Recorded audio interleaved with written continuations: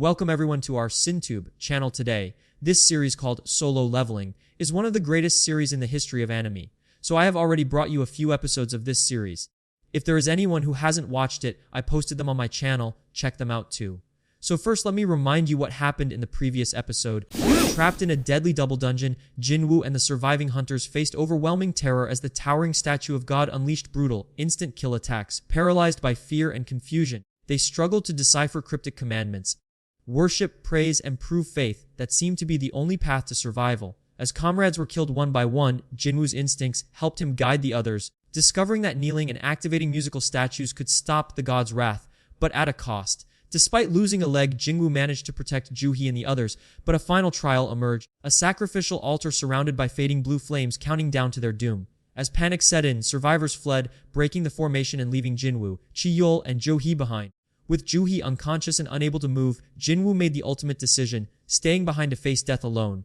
Mutilated and bleeding, Jinwoo was stabbed and thrown onto the altar until, in his final moments, a strange interface appeared, offering him a chance to live, if he accepted to become a player. What is this message? What happened to Jinwoo? Let's go to the episode to find out.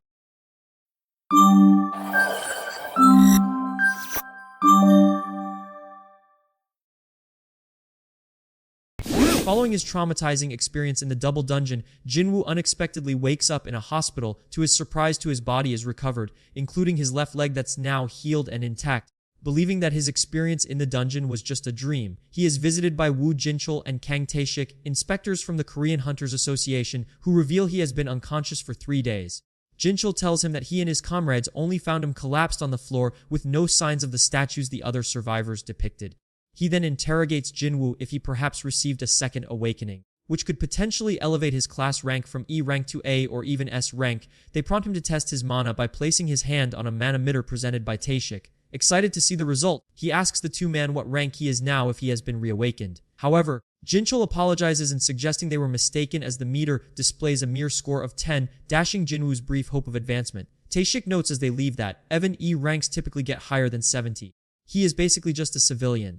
Confused and disappointed, Jinwoo ponders why they did not, that the officials did not ask about a message from the system. Jinwoo has a flashback of the events where he received the system, and how his heart would have stopped if he did not accept the courage of the weak quest. Sung Jina, Jinwoo's sister, rushes in, overwhelmed with concern, urging him to be more cautious and expressing how anxious she has been about his well-being. She even goes as far as to threaten quitting school to work, allowing Jinwoo to retire from hunting.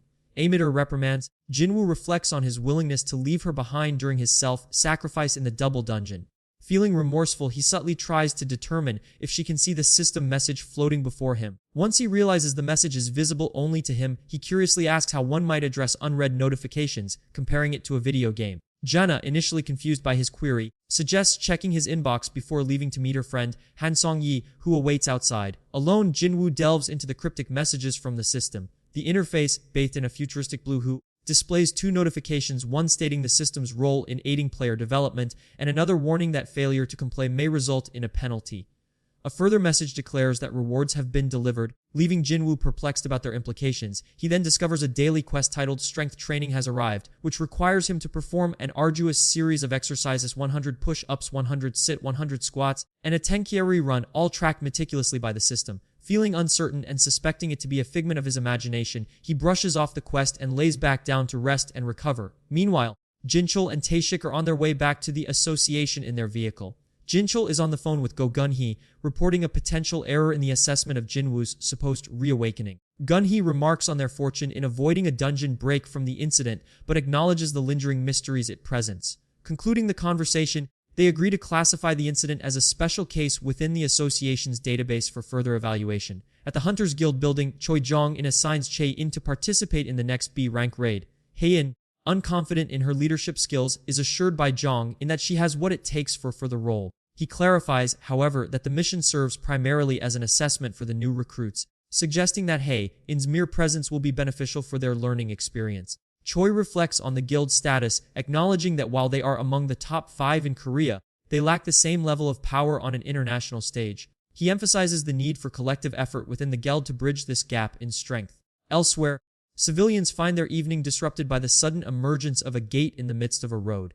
Annoyed by the inconvenience, they express their frustration about the delay. It's expecting hunters to have already arrived and taken care of the situation. Meanwhile, Jinwoo is sleeping in his room peacefully at the hospital, oblivious to the ticking clock of the daily quest he dismissed as a farce. He is jolted awake by the rumbling that he believes to be an earthquake before finding himself in a vast sunless desert. A new message tells him to survive for the next 4 hours as he encounters an enormous centipede that began to pursue him. Back at Jinwoo's room, while Jinwoo navigates this perilous environment, 2 nurses in his hospital room discover his absence and initiate a search. For grueling 4 hours in the desert, Jinwoo barely survives his chase from the centipedes and is found exhausted by the nurses at the hospital. The next day, Jinwoo sports himself in a tracksuit as he informs his sister that he will be heading out. Lee Joo-hee, who is still greatly affected by the experience in the double dungeon, receives a phone call that asks her to participate in a raid. Knowing what she has gone through, something that she naturally declines. She is also told that Jinwoo has woken up, leading her to head to the hospital, where she finds him doing jogging outside as 2 nurses watch. Jinwoo sits down as he completes more of his quests and begins to understand the functions and rewards he receives. Back inside his room, Jinwoo this time receives a special reward that grants him a key that leads him to the Hapjeong subway station for an instance dungeon. A news reporter presenting today's Gate report announces that the Hunters Guild will be handling the dungeon that emerged on the road. Meanwhile, Jinwoo is seen visiting his comatose mother, Park Kung-hye, triggering memories of when he first found out she had fallen victim to the eternal sleep disease. Jinwoo continues his workout routines in the following days has passed, his early days working in construction and the moment he became awakened, including the time when was qualified to become a hunter to earn money to support her pay the bill for her hospital bills. He recalls a time where he was rescued and then chastised by fellow hunters, who would tell him to stay in a corner while they cleared the dungeon, dismissing his right to a share of the rewards due to his lack of strength, for which he would sincerely apologize. With his new ability points, he devotes them all to strength. After gaining confidence and determination, Jinwoo decides the time has come to use the mysterious key he acquired. With a mix of anticipation and hesitation, he inserts the key into a door within the subway, which activates the dungeon's entrance. However, upon entering, he quickly realizes that there is no way back. He is now trapped in a dimension separate from the real world. Hesitating to enter, he inserts the key in a door that activates the entrance of the dungeon in the subway. However, as he enters, he discovers that he can no longer escape and that he is trapped in another dimension from the real world. As he explores the dungeon that is an abandoned hallway, he soon confronts a couple of goblins. Frozen in fear and with no healer to rely on, Jinwoo faces the grim reality of his perilous situation. As he rests a bit, a steel-fanged Raken emerges from behind. Jinwoo scrambles for a plan. As the wolf approaches at an alarming speed,